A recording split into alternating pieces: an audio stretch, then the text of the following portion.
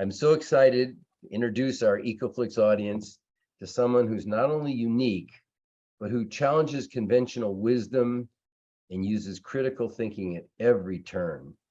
Gunter, I'm so glad and grateful that you could join us. Good to see you again. Good to see you, David. I mean, thanks for inviting me. Well, it's my pleasure. And I think I have to start with a little of your background because people just probably couldn't possibly have an understanding of how unique and remarkable an individual you are. Now, you were born in Belgium, but you've lived on 4 continents. You're fluent in 7 languages, and that's really just the starting point. That's your platform to communicate. You may be best known for a lot of unbelievable accomplishments that begin with fantastic children's books. And they're now, as I understand it, a key part of the Chinese school system. This does not compute. So can you start? We're going to start there, but I want to get into your energy. And I don't mean just your personal energy. I mean your excitement about energy and manufacturing and farming and groundbreaking innovations, again, all characterized by out-of-the-box critical thinking at every level that is so desperately needed. So I guess your life experiences are so deep, we have to start with the children's books. Can you tell us a little bit about what they are, how unique they are, and how that is now contributing, I think, to humanity? You know, David, first of all, I mean, thanks for taking that as the first subject to discuss. And you know, I'm actually dreaming of someday having Ecoflix bringing all 365 fables to your audience. I love it. We need to talk about that, you know, because I have great difficulty just talking about things. I need to do things, you know, and if there's one chief characteristic of those fables is that I work with these incredible discoveries of nature, these incredible surprises of what we find in nature. I bring it to the kids, not so that they are surprised, but that they're going to do something with it. You know, when a child hears that this whale is pumping 1,000 liters of blood. I mean, this is 1,000 liters of blood with every heartbeat, only using 6-volt direct current. Immediately, every child is thinking about, why do I need batteries? I mean, this whale has no batteries. How come I need to buy batteries, recharge batteries, have recycled batteries, and the whale does it without batteries? How come? And of course, once the child gets into it, it figures it out that it does it because of its food. Oh, so I've got to eat healthy in order to be able to pump my blood through my heart and my veins and my arteries. And immediately the child is going to check, what am I eating? What will make my heart beat better? And so this immediate action, reaction, inspiration, doing, entrepreneurship. I mean, that's in the end what I want to see kids take up. Entrepreneurship for the common good. So what is the fable? The fable is basically a short story of 3 minutes, a dialogue between animals. That's why we call it a fable, but also between mushrooms and bacteria and a tiger and a spider with an ant. But they're busy discussing what they're discovering that is so amazing in this world. And I do that with a very specific focus on emotions. The science is important, but that's the obvious. But the emotions, you know, how do you deal with surprises you don't like? I mean, how do you deal with fear when you're the mouse and you got to talk to the owl? I mean, how do you deal with fear? So I want the emotions to really shine because emotional intelligence is so key. But then when children figure things out, like, you know, oh, why does the zebra have black and white stripes? And one of the great results of the black and white stripes is that no malaria mosquito can land on the skin of a zebra. Wow, I tell you, kids will immediately be painting themselves black and white, not because they want to be cool, because they want to be safe. And so this impression of what can we use black and white for, don't ask the kids to explain the difference between high pressure and low pressure, the black repelling, the black absorbing heat, the white repelling the heat. Don't ask them that, just do the arts. And this is what is the third element of the fables, intelligence of the arts. I mean, kids can express so many things with a good drawing. And hey, every parent sees a Picasso in every painting of their daughter or their son. And I think it's very important that these kids have the chance to express themselves. But then the world is not just a heart. As we said, it's the heart related to electricity and power and food. So it's this interconnectedness. Well, I consider that an intelligence. The intelligence is the capacity to make connections with things we have never connected before. And that leads us to innovation. Because if you see things no one saw before, you're an innovator, you're an inventor, you're a discoverer. And I want kids, when they discover, to do it. So this is really the purpose of the fable, is to develop 5 intelligences: the sciences, the emotions, the arts, the connections, and the doing. And well, I started to delivering these fables as a pedagogy, as a way of teaching in Brazil. And the Chinese government had its consul at the inauguration of this event. And then the Chinese government said, why don't you want to do that in China? And so I said, sure, why don't we do that? I mean, if I can teach kids to be entrepreneurs, for the common good, let's go for it. And so the Chinese government did a 3-year test, and it turned out to be much better than they expected. Then they said, let's do it in 5,000 schools. And then after 3 years, the Chinese Academy came back and said, we want to do it in every single school of China. And the result is today, I am already with 324 fables in 795,000 schools. And every school has a little Gunter Pauli library where the books are ready to be read. And what is beautiful about it is, in the end of the day, the greatest contribution to sustainability. Honestly, David, the greatest contribution to sustainability is to inspire kids to be positive and do what you and I have not been able to do. That's why I celebrate Ecoflix. That's why I celebrate exposing the children, not imposing them the bad news, but exposing them to the incredible opportunities that are all around us. We just have to see them. It's so true. I remember the first time we were talking about this, you were talking about how the apple got up in the tree. That's true.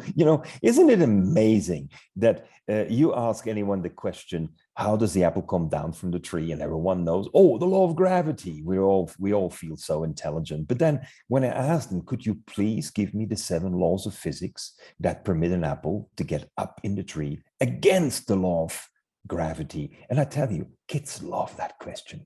And the parents going to Google doesn't know.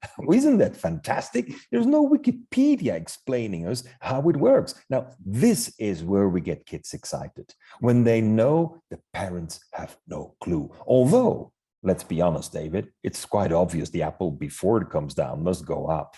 And if we as parents cannot explain how did the apple get up, who are we? How could we talk about sustainability? It's not possible.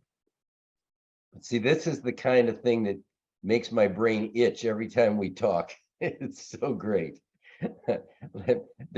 We could stop and start a 2-hour conversation about the fables, but I want to keep going, because as amazing as they are, and I urge everybody to get them, I want to talk about your arc, your evolution. And I think a very important place is Ecover, because as I understand your life, it was a revelation of sorts for you. So can you talk about what Ecover was, and how it changed the direction of your life and your thinking? You see, I was and have been associated for more than 40 years with the Club of Rome, this group of 100 intellectuals who jointly think about the future. You know, a very important thing to do. Let's project ourselves in the future. So, as a member of the Club of Rome, I was, of course, exposed to all the bad news. I mean, all the bad news kept on coming and kept on coming. And I came to the point in the mid 80s where I was saying, I mean, more bad news, I've had enough bad news.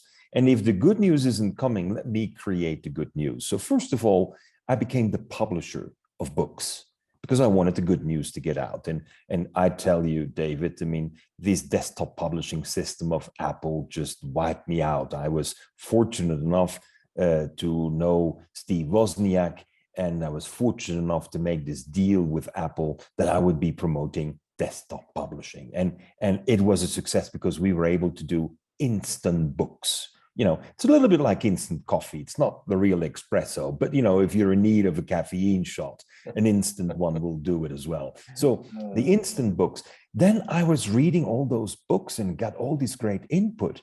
And I was saying that, I mean, we're now back in 1989. And I was saying that how could we just be content by reducing pollution? It's not possible. Zero is the target. I mean, I said it in 89, first article of mine published that zero emissions is not the target anymore. It has to be the starting point.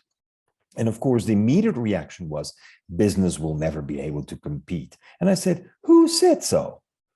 And so I was determined after in 89, setting the stage for this zero emissions target as a business model on which we could thrive and innovate.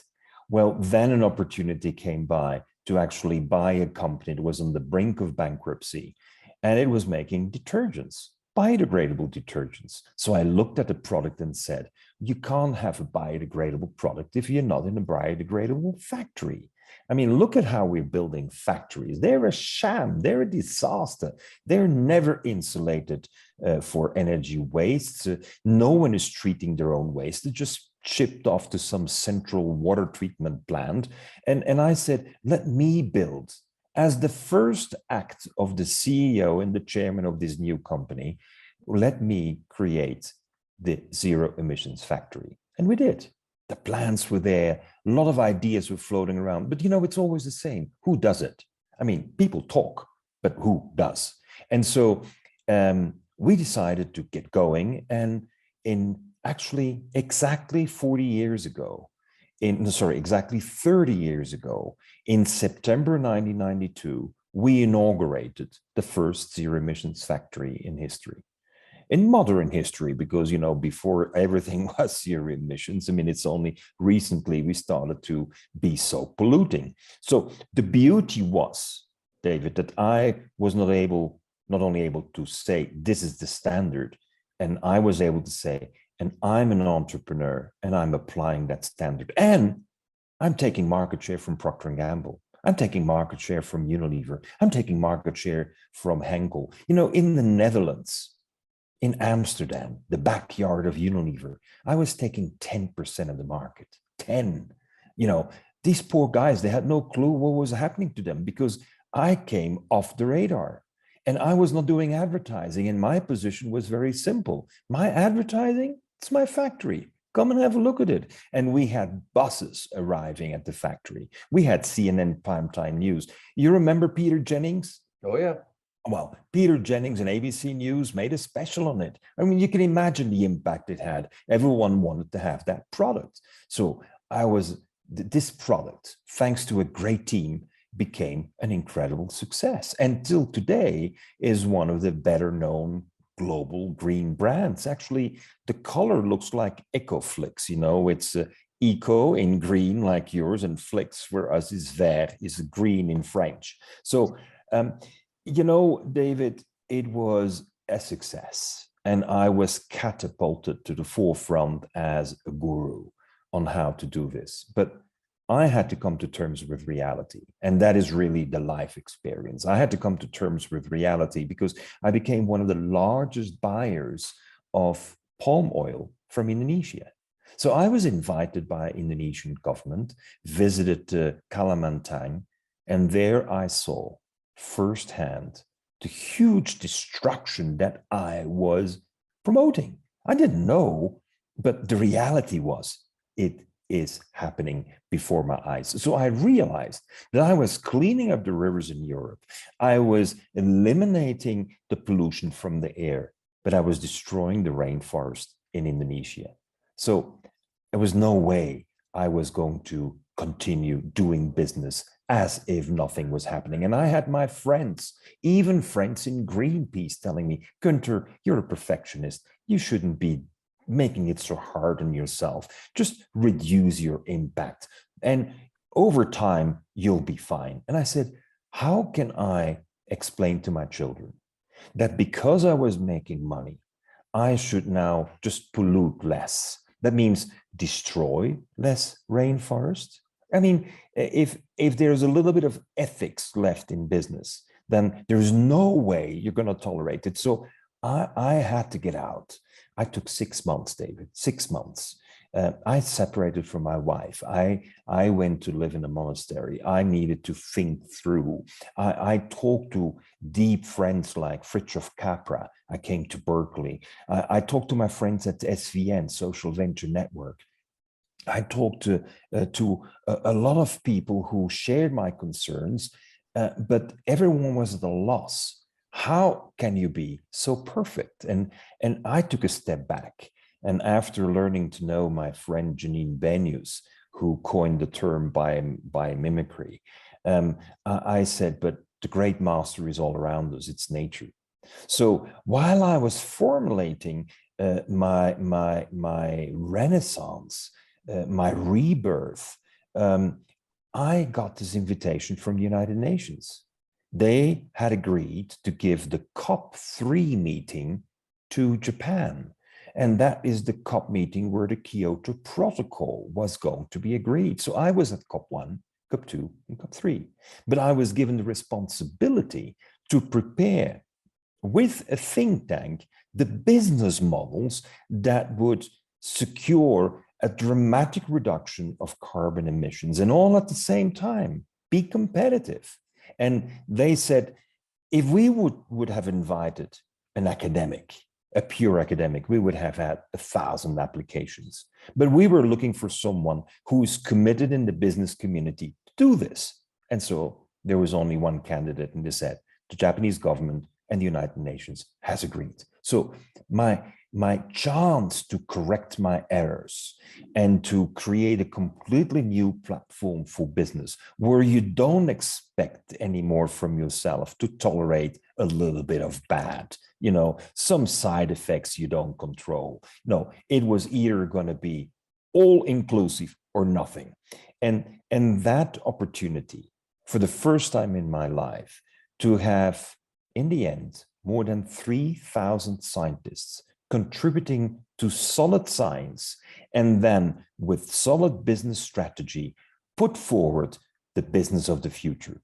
Of course, I don't have to insist on that with you, David, because you know the end of the story is when I was in Kyoto, no one came to my presentations. No one.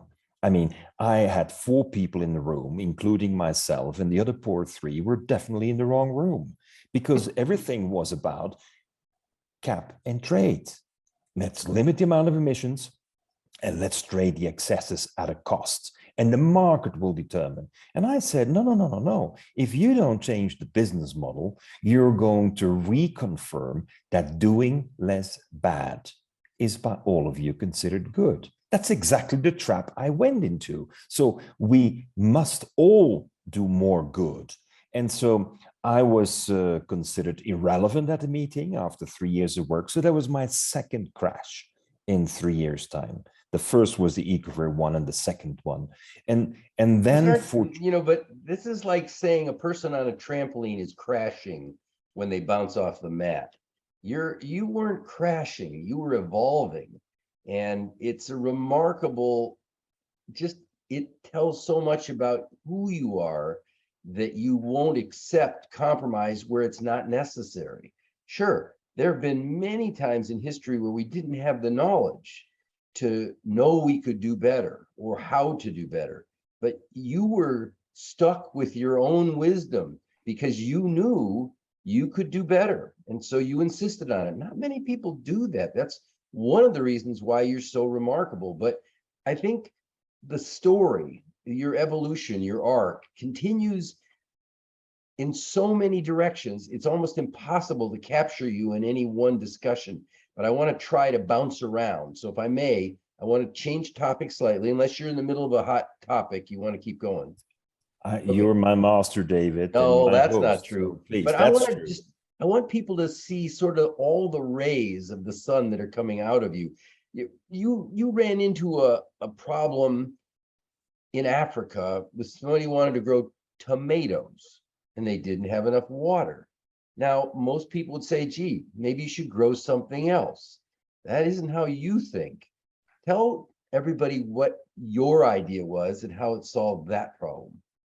Well, David, let's be clear.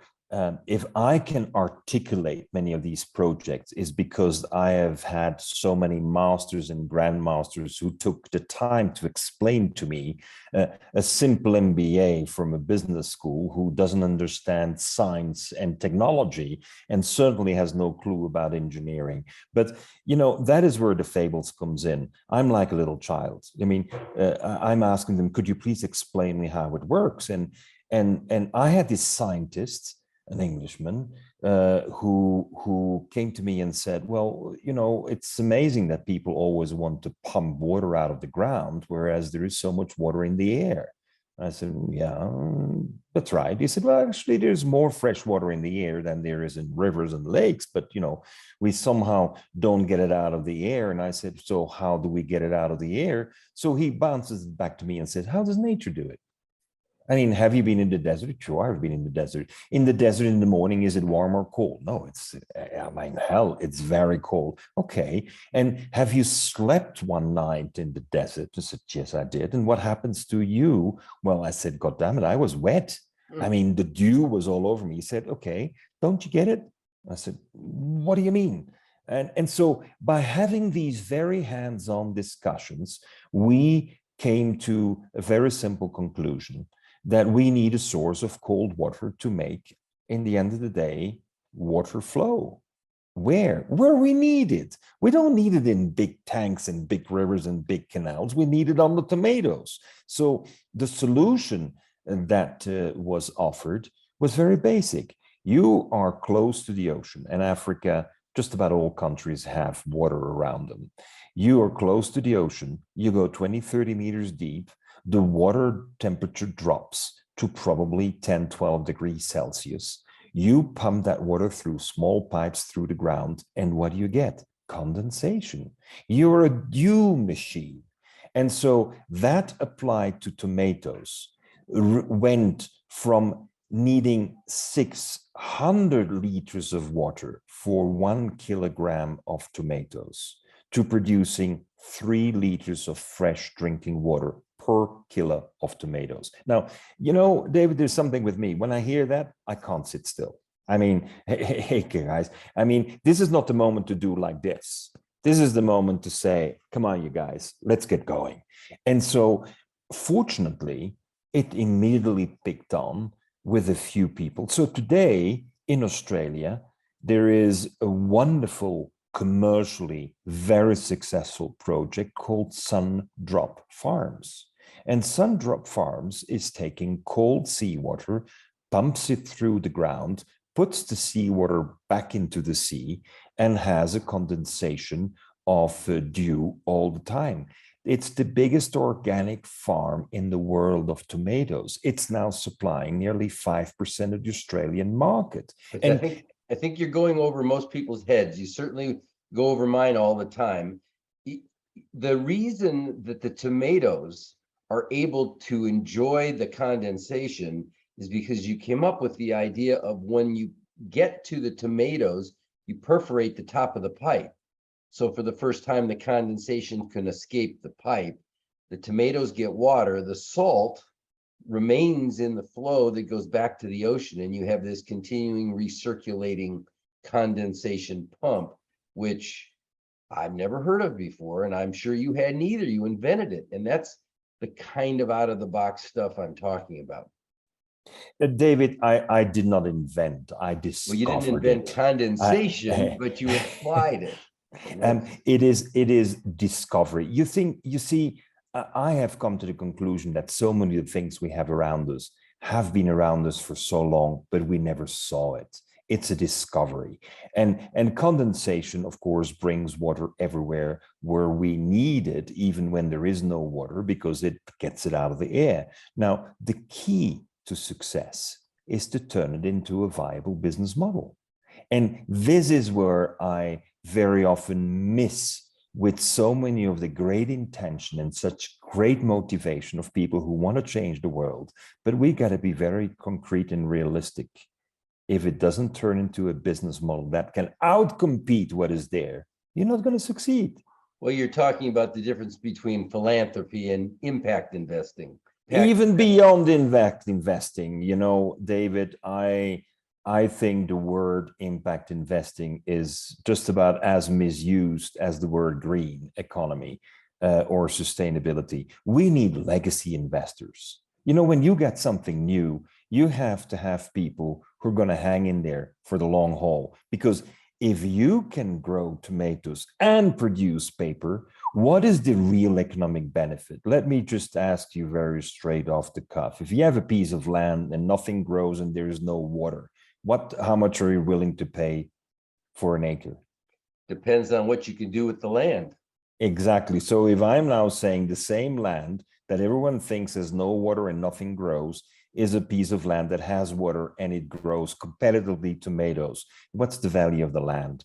The value of land goes up. So I'm telling my investor friends, this is not a tomato project. This is a straightforward real estate project. This is just taking a piece of land and giving it value with a cash flow. Yes, but this is why I say, and maybe we're just haggling over definitions, but to me, philanthropy is just giving for the sake of giving. Impact investing is where you want to do good, but you want it to have a financial impact so that it can continue to give back and continue to do good. And so philanthropy is closer to giving people a leg up or a start, but it doesn't last. Impact investing is forever, and it sustains itself. And so what you're talking about is, giving people a profession is different than giving them something to eat. They've got a long-term opportunity.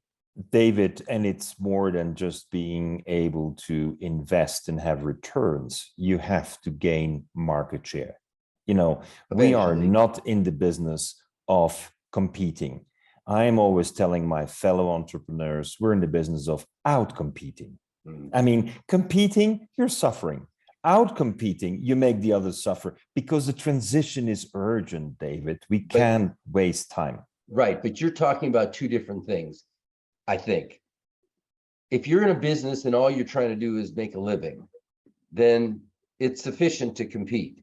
If you're trying to change the world and eliminate so many of the things that really are destroying our planet and our biodiversity, then you need to outcompete so that you can eliminate the things that are doing bad and harm on a daily basis. And so I see that distinction in that context. But if you're just going to work every day and you just want to make a living to support your family, and that's all your goal is, then competing is sufficient.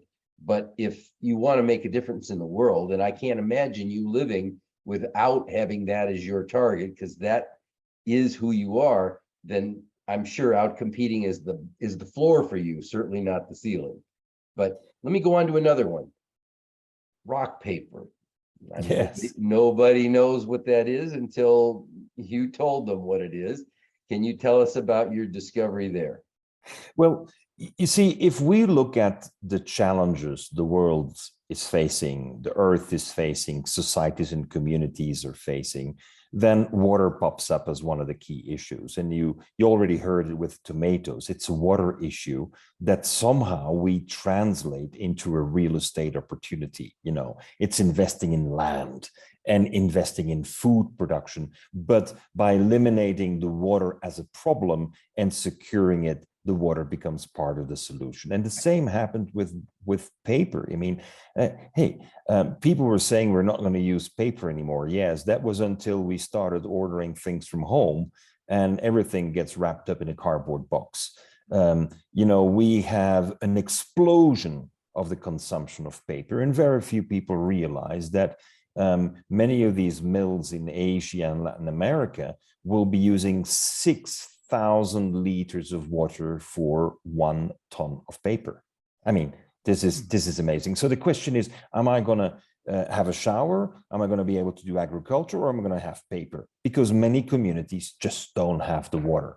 So again, in the framework of our United Nations University initiative called Zero Emissions, and in the framework of this Japanese backed up think tank, there was a guy who came to see me and he showed me a piece of paper and he said, "Gunter, this is made without water." And I said, "Come on, without water." He said, yeah, we can. So he explained it to me. He said, there's a big problem with mines. I said, "We're talking about water?" I said, "Listen, patient, listen to me."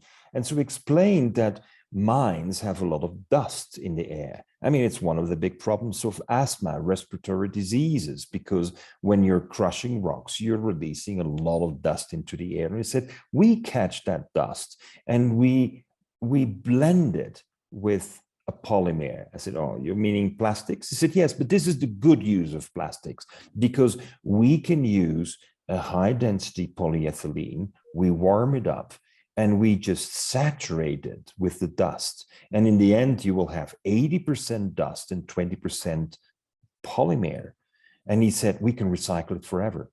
Recycle it forever? I said, 1,000 times? He said, "Yes, we've done 1,000 times. That means that in 2,000 years, I could still read the book that was printed on this." I said, "Absolutely, you can." I said, "I know a guy who was born 2,000 years ago who would have been very interested to see his books published like that." And so he said, "Yes, but we do not even need water to make it, and we don't need water to recycle it." So I said, "Show me." At that point in time, you have to. And he said, "Well, are you ready to come to Taiwan?" I said, "I have no problem to come to Taiwan." I took a plane, was in Tokyo, came to Taiwan, saw the facility, and I was impressed. But I said, "Look, if you can make sheets of paper, that's great. But the world market demand is 500 million tons. Do you have machines that can do 500 million tons?" And he said, "No, not at the moment." And I said, "Well, then that's going to be our focus." David, this relates back to the legacy investor. It took us 17 years to have the machinery that can crunch out hundreds of thousands of tons and without water. Now, if you look at, I'm a business person in heart and soul. I need to see the competitiveness. Now, when I realize that it's without water, I'm saying bravo. But when I realize it's a third of the cost, the capex, the capital expenditure, is half of the cost, then I know this is a winner. And then I don't mind if it's going to take 17 years to get the machines in order. Today, we got 5 factories up and running. We have passed 1 million tons a year production capacity. And now China has decided to go to a 20, 40, 50 new factories because China has no water. China cannot afford to be the biggest consumer of paper in the world, surpassing 120 million tons, and therefore using trillions of liters of water. It's just not sustainable. So I'm glad that we see these kind of fundamental shifts. So instead of saying, how can I reduce the amount of water and recycle some of the water? The answer is very blunt. How can we make paper without water? And now it's done. And now we have to go big time. Volume, volume, volume. See, I don't buy that you're just a businessman, because you don't limit yourself to things that make money. How do you travel through airports? Well, using planes. No, that's between airports. How do you travel in the airport? Oh, I travel on my little bike, my little trottinette in French, my little scooter. Explain. Self-powered scooter. So my suitcase has a little a little system on it with 4 wheels and a steering system. So I've limited my luggage wherever I go, how long I go, to only 8.5 kilos. And with that, I scooter through the airports. Yes, that's true. And you fly. It's like you have one foot on this scooter with your luggage there, and you're pushing with the other leg, and you're going by people at light speed, mostly like your conversations. You go by us at light speed, but it's an example. This isn't about money. It wasn't business. You see things out of the box. And this is what I'm just hopefully starting to expose, is this very unique quality that you have. You have a current passion that's focusing on sustainable energy solutions. Talk a little bit about SS Parima. David, when you have an issue with Russia and Ukraine, I mean, it's impossible you don't put high speed behind solutions for the energy crisis. And so we know that fossil fuels are on the exit, and I'm not favor of nuclear for a very simple reason, that the waste is waste and it's never been resolved, and we've been promised a solution, and any nuclear station needs government guarantees. That means the people pay. So therefore I've been saying, where is the most abundant source of energy? And again, it's like what we had with the water. It's in the air. We have enormous amounts of energy right above us, but since we've decided to have these poles with a rotary, we fixed the point where the wind must blow. And of course, science has taught us to find the best spot, but there's not one windmill around the world that crunches power more than 50% of the day. It doesn't work. On average, it's less than 50%. So I said, but why don't we have something that moves? And people said, oh, from an engineering point, that is too difficult. And I questioned that, because I know the Polynesian cultures were doing that already 8,000 years ago. I mean, the kite, which anyone who knows kite surfing, I mean, that little kite we are using as kite surfers pulls us all the way out of the water at thundering speeds. And so a team in Germany, which we have been supporting for so many years, turned high elevation wind, that means wind between 200 and 800 meters, as the permanent source. And the only thing you have to do is what you and I have learned as a kid with a kite: just float it. And people say, oh, but when there is no wind. Well, what do you do as a child when there is no wind? You pull a few times and then you create your own wind and your kite will go up. Exactly the same is being done. So I became very, very motivated about the capacity to use a kite and generate power, because the kite will always go where the best wind is. And when it goes where the best wind is, you can improve that with a bit of artificial intelligence. But then the power is being generated thanks to a second invention, David, that is just marvelously around all of us since thousands of years, and it's called the yo-yo. You know the yo-yo. Who has not played with a yo-yo? And what was the yo-yo? The yo-yo was a teaching instrument for the Greeks to teach the young to release that bow, that arrow at exactly the right moment, because if you miss it with a tenth of a second, then you missed your target, and that means you're dead. And so the whole thing for the Greeks was, can we teach those kids to know exactly when to do this? And to do this means now to pull the kite back down. And by the up and down of this kite that was developed by the Polynesians 8,000 years ago, and this clicking mode that was developed by the Greeks 2,500 years ago, we're able to make power permanently. That means wind becomes baseload power. And it works so well. Now, I put it on a boat. And, you know, when you put it on a boat, you're really ruggedizing it. You're making it very complex, because on a boat, this is difficult because the boat moves, there are waves. Now, we could make it work on a boat. If you can make that work on a boat, well, then you can make it work just about anywhere. Anywhere where there's wind. Now, wind is everywhere. And so I am being very committed to have this wind power that is 24 hours a day. And again, you don't have to be a great economist to figure out that if I have to invest in a tower that is giving me 50% of power, and I can do it with a kite and that gives me 100% of power. Now, which investment would you prefer? Now, the kite is connected to a little cord, a strong cord, but a cord, whereas this is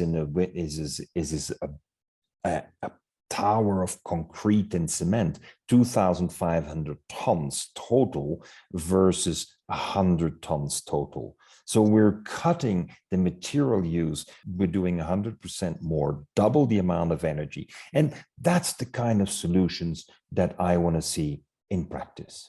So we are moving on these. We got the first permits in Germany. We have a permit in Mauritius. We're going to do it in the Maldives. And we're going to take one diesel generator after the other out of every island that we can see. And this is again where the investment comes in. Do you simply want to substitute a diesel generator with a kite, or are you offering them the build, operate, and service to produce drinking water and power and help them clean up their environment? You know, David, we're not anymore in the core business of power. We're really in the core business of sustainability and making a difference in the world. And if that can be the core business by producing too much power, now you heard me, David, the kite, when you put two of these kites together, they're going in harmony, but then you are producing too much power. Oh, what a nice problem to have. Now we can turn the too much power into hydrogen. And when I am sharing that on the boat, we've done this, we're making hydrogen from seawater. And if you make hydrogen from seawater and you consume it on the boat, then I have hydrogen at 1/3 of the cost of hydrogen that is sold today on the market. Now, why aren't people using hydrogen? Because it's too expensive.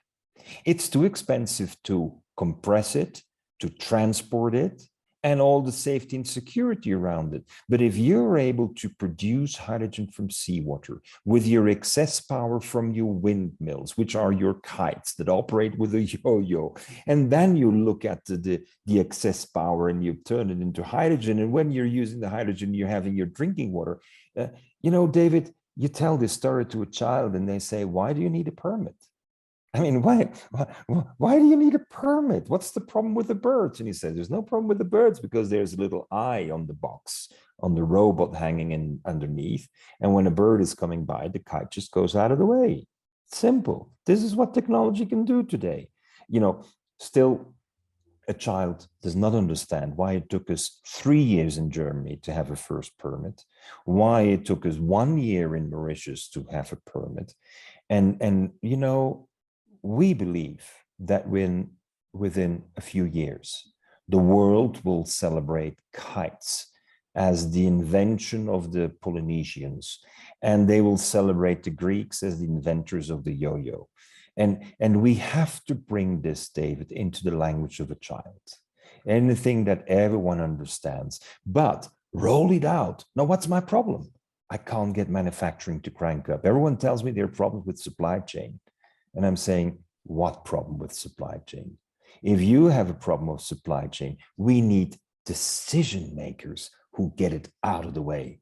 And so we are at this moment moving fast track on getting the first 1,000 units manufactured.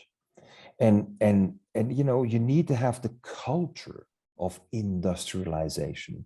You know, Americans and Europeans, we've had it too easy. We love to go to the opera. We enjoy listening to great music. We are delighted when we can go to a concert of Coldplay or the Rolling Stones.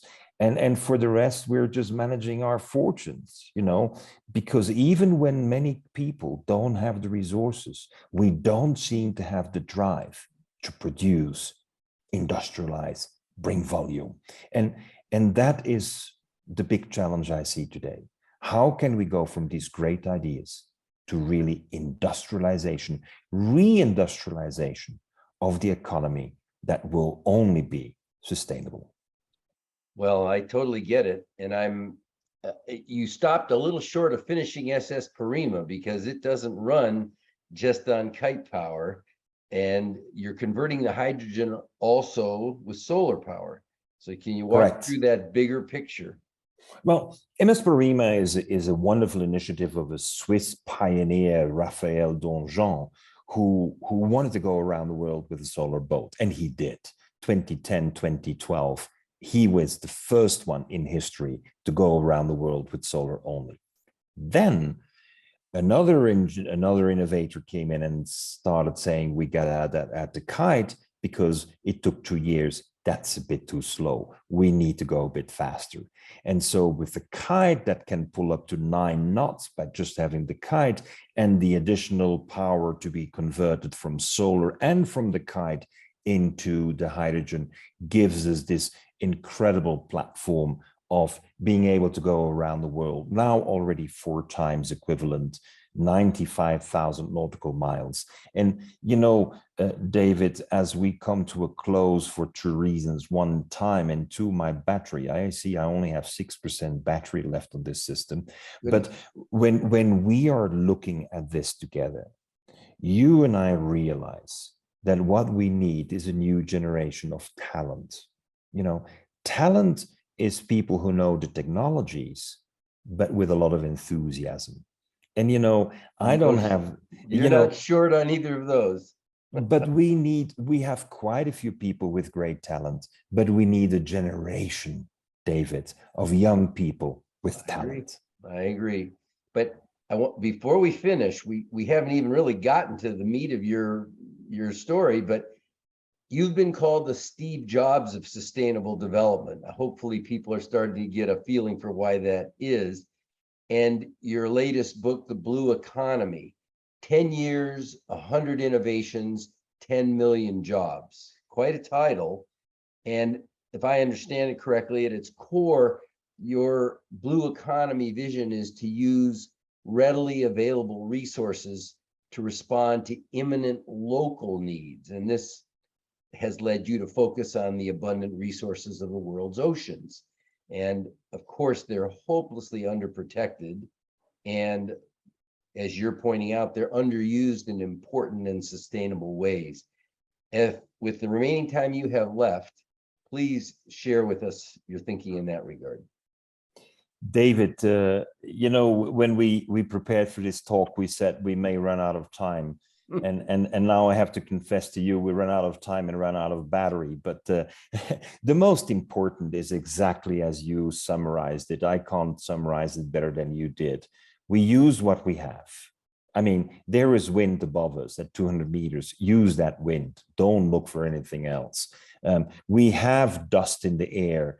And we have water in the air. Let's use it. And let's just find the technology to use it. So first of all, use what you got. Second, use it to respond to basic needs. I mean, where is this idea that we have to produce something to export it and then we remain in poverty and some people get some money? That's not the way to go. So we need to respond to basic needs first. We need to eradicate poverty and we need to regenerate that ecosystem on which we depend. I mean, biodiversity cannot be protected. We've tried that for 50, 60 years. It's a disaster. We need to regenerate biodiversity. And so one of the big new projects that we're initiating in Nicaragua is to do a regeneration of the forests in Nicaragua, which have been widely destroyed with a drive to produce more food. And we're going to do that not by planting seeds ourselves, but we're going to do that by reintroducing the tapir. The tapir is the largest mammal of the Americas and of Latin America. And the tapir will be eating 300 different fruits, and its digestive system is incapable of digesting seeds. And therefore, some scientists who say the tapir has a very bad digestive system. No. The tapir has the greatest digestive system for regenerating forests. So if we want forests again, we need to reintroduce the tapirs. And, David, what blue economy is about is thinking in this connected way. I mean, let's reintroduce the tapirs and regenerate the forest. And inside the forest, let's do coffee and cacao so that we can increase the revenues. And let's make certain we use 100% of the coffee and the cacao. That means we're not just doing coffee and cacao. We're also growing mushrooms on the waste of the coffee and the cacao so that we can double the revenues with what we have. And I think globalization has done a lot for us, has opened our eyes to so many opportunities. But globalization has blinded us. And so we don't see anymore what is right around us. And that wake up is needed now because our supply chains are not functioning very well. So better have a local resource. And our needs are up. I mean, we have more people under the poverty line, David, than we had 2 years ago, more. So whatever we're doing is not working very well. So I'm not criticizing what we have done. I'm only saying that we've got to do much better. And that's why, you know, work like you're doing by making this known through Ecoflix, work that we're doing to secure that young people have the action on the ground and the traction in the business in order to move forward. We need many more of us. And you know, we were talking before, you know, I'm getting a little bit gray. My beard is getting too gray and your hair is already beautifully white. We need people who have some more color in their hair. And that is our appeal to the young. Well, as much as we need to get to the young, we need more people like you with gray hair and the wisdom to apply what you've learned. And it's impossible to capture you in an hour, but maybe we'll have a chance to do it again. And I really appreciate your taking the time today. Thanks a lot, David. And closing off with only 1% of my computer seems to be perfect timing and excellent use of the resources that we have available. Thank you, David. I'm available for you anytime. Thank you. Bye-bye now.